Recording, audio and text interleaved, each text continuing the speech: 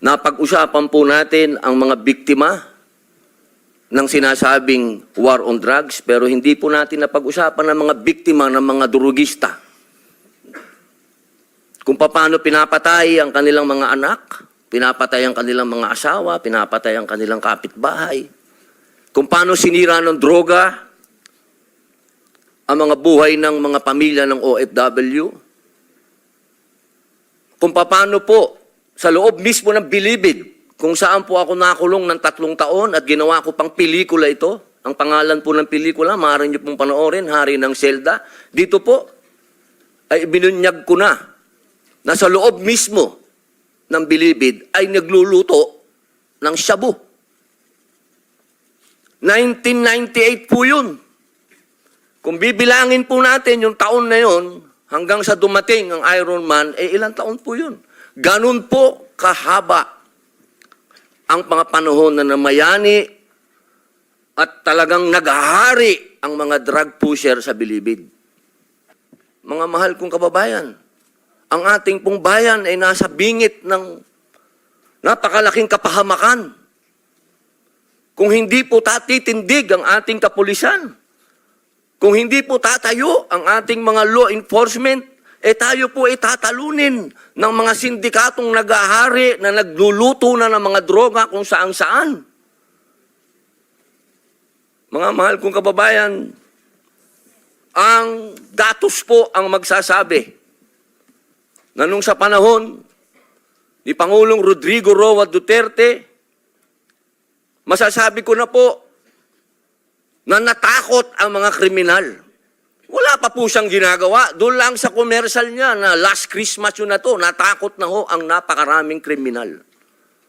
Natakot na ho ang napakaraming durugista, napakaraming pusher ang nag-surrender. Wala pong nangyayari.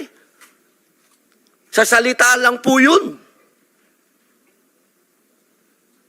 Mga mahal kong kababayan, kung sisisi natin lahat ang mga namatay dito, sa administrasyon ni Rodrigo Roa Duterte, abay nagkakamali po tayo. Alamin po natin kung ano ang drug underworld. Kung ano ang mga drug syndicates. Ako na po nagsasabi sa inyo, regular na po ito tuwing magpapalit ang administrasyon, naglilinis ang mga sindikato.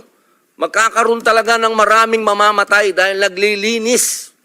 Para pagpasok ng bagong administrasyon, yung kanilang mga alagang, mga kriminal, mga alagang, mga pusher, mga tapos na. Sana po, sa usapin na ito, maging realistic po tayo, mga mahal kong kababayan. Kung kailan ba natin na ibalik sa mga kababayan natin ang kalsada. Nung panahon na yon, nagiinuman sa tabi, nakahubad. Ang mga babae, hindi makapaglakad, hindi ka makapaglakad ng may cellphone ka, aagawin ng cellphone mo, loob ng bahay mo, papasukin ka. Mga kababayan naman, huwag naman nating haluan ng politika ito.